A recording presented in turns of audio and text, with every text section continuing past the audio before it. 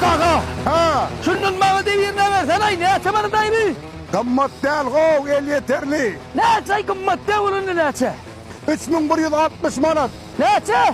3160 manat. Vay ardancı verkene ho. Bana devir verini.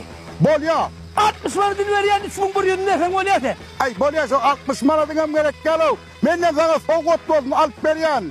Ay yardım olun yani, yardım olun. Kaka. Kaka. Ay turdun ho. Yöne yat betirdin lay. Ey zancığım, sen ne hile adama ey. Ne yapay ne yapay? Ey bir 5,5 gayret edebilmedin mi ey? He? Ey dıyınıp bol paryadık da ho. Ne yaptın lay? Akça motor yanren var. 7'lik motor, 51 santimetre bıçağı var. Ey dıyınıp Ankara'da çıkıp paryadık da ey. Ne yaptın ay bunu ey? Ay ne yaptın? 5.000 gayret edeyim hele. 5.000 çıkko. Akça motor yan. Bak. Şunu ne diyelim? İçim yaktın da. Ne? Akça. Ey vay. Bittin he. Ey bu diyişim ya huzum mu? Huşun ho huşun. Ey onu beni isteyecek. Zeytler var işte. Ay berekella berekella. Çıkar be. Ya da varsın. Akçam al.